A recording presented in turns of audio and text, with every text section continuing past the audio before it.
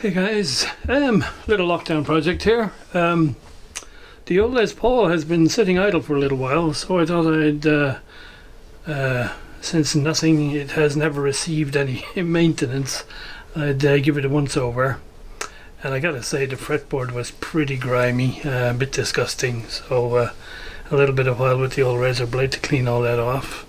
I found a nut had been damaged, which I hadn't noticed, so I replaced it with a Tusk one, which still needs to be finally dressed, but it's basically there for now. The other thing that I was specifically interested in, which I had seen on a lot of these videos about the Tune-O-Matic bridge, it is apparently very important that the strings don't touch the back of the bridge once they go over the pole piece, because apparently that's a problem. So I was never convinced particularly as to why it's a problem. So I asked online, and I got a whole load of inquiries back. Incidentally, this is the after, so you can see here if I put a little bit of paper underneath, none of these strings are now touching the back of the bridge. The original bridge I had on was different, and the strings did touch the back of the bridge. And so we can have a little look at the different bridges and how I got to where I am here with this. Incidentally, for anybody who hasn't seen this before, I made this guitar back in 2007 based on the plans from Don McRusty, who is a very well-renowned luthier. Obviously it's modified because I'm a lefty, and so it's a lefty body, and it's strung for right hand because I happen to learn that way, and so it's a kind of a one-off. But I'm very happy with it. It's been an excellent guitar. So, Tune-O-Matic bridges. This is a Nashville Tune-O-Matic that I got originally when I built this guitar.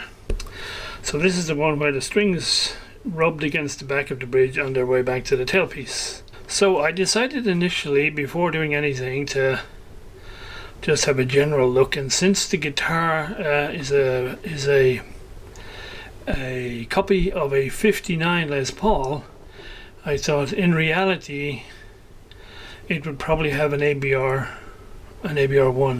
bridge on it back in the day, and so I thought I'd go and check those out. Now I went looking in my sort of old stash of bits and bobs, and this is the oldest ABR bridge that I found. It's not an original Gibson or anything like that, but it's from the early 70s. The first thing I noticed when I put them side by side is, okay, this guy is narrower than this guy. And narrower is good because it means the narrower this is, the further the side of it will be away from the tailpiece, and that's good. The other thing I noticed is these pole pieces seem to be taller than these guys, and I thought that's probably good too, because you know, the further away you are from the I gotta go this end, so if the tailstock is here, the further away you are from that, then the higher up you are, the further away from the back of the bridge the string will reside.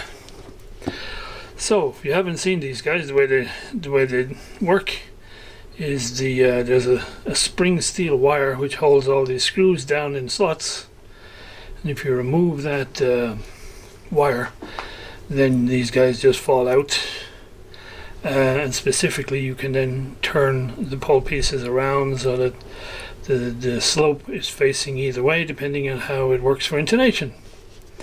And so I thought this would be perfect to put on the guitar, except it's chrome and everything else on it, all the rest of the hardware is gold plate.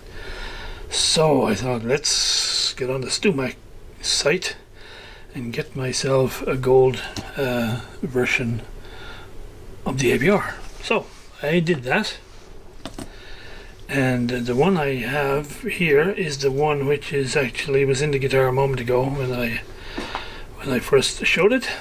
But the only problem I found with it is it has this wire on the front holding all the little screws down, but it doesn't need it, because if you take that wire off, you can't get these things out, or sorry, you can't easily get these things out. You have to get something in underneath the head of the screw and really jemmy these things to get them out of there. So that was a little disappointing, but however, while I was messing with this, I was then watching a video, a Tune-O-Matic video about, string spacing, and they mentioned their bridge that wasn't slotted. The pole pieces in these comes, as you can see, already slotted for the strings. And they mentioned their one that didn't have slotted, and I went, wait, what? I didn't see that on the website. So sure enough, I went back to the website, and they have 3, if not 4 different, and they have 3 ABR bridges, and they're randomly scattered all over the web page. So if you, this is the first one you come to, and so if you didn't know that there was 2 other types, you would do like me, just stop here and think this is the one you can get. So I went and ordered the other one. This one is described as an ABR1 bridge. The other one is described as the original ABR1 bridge. And here it is. The original. What I learned about this, the first one, is the screws and the little pole pieces here are metric thread, which is a little odd, so it would suggest that this is perhaps manufactured offshore, not in US. This one said it was the original ABR1, made by the same company who made the original, so I thought this is going to be the bee's knees, made in the US, everything else.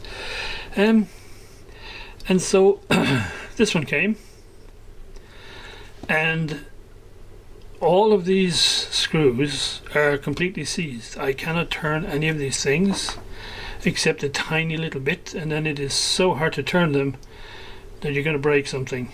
And so what I discovered is if I take the little spring off, I can get these out. The screw will run perfectly free in the slot on its own, and the pole piece will slide up and down in its slot all on its own. But if you screw the 2 together, it's completely bound up. So I can only assume that the locating hole here at the back for locating the front end of the screw is not in line with the hole in the pole piece that's threaded. And so when you try to line the front part and the back part together, everything is just bound. So this is an unusable bridge. So I have, of course, written to Tune-O-Matic and asked them to investigate and resolve. So the one that's on the guitar is this one, and I'm basically pretty happy with it. It's working fine. The other critical dimension you have to worry about with these things is the pole spacing here where it's mounted.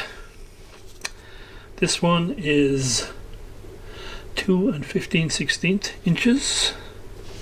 Unfortunately, this one is 2 29/32. So this one, the hole is 1/32 of an inch closer together than this one. So I had to just drill out the 2 holes here. I think it was on a number drill set. I went up 2 numbers. But that's fine because the posts are pushing against the outer edges here, so it'll stop it. It won't laterally move anywhere. And so I'm good with this one. The other thing is, if you look at this one, the height of the pole pieces is similar to this guy here, which is nice.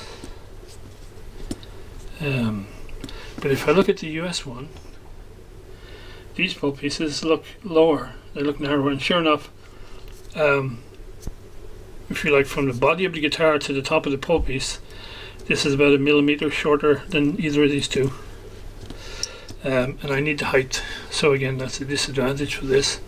The other thing is, for this one, which is the metric one, I did get some spare pole pieces because I was planning to mess around with string spacing, but these pole pieces actually look shorter than these ones. In fact, they look like the same sort of dimensions as the US one here. So I got some spare pole pieces for the US one as well. But of course, it doesn't matter. When I screw these in, they're bind up just like the ones that are in there. So that's not going to work. And to be honest, I don't think I'd be putting these ones on. Luckily, the way the string spacing is done, it's worked out quite well on the guitar. So I'm good, at least for now. And so yes, as I say, it was a little bit of a lesson learned.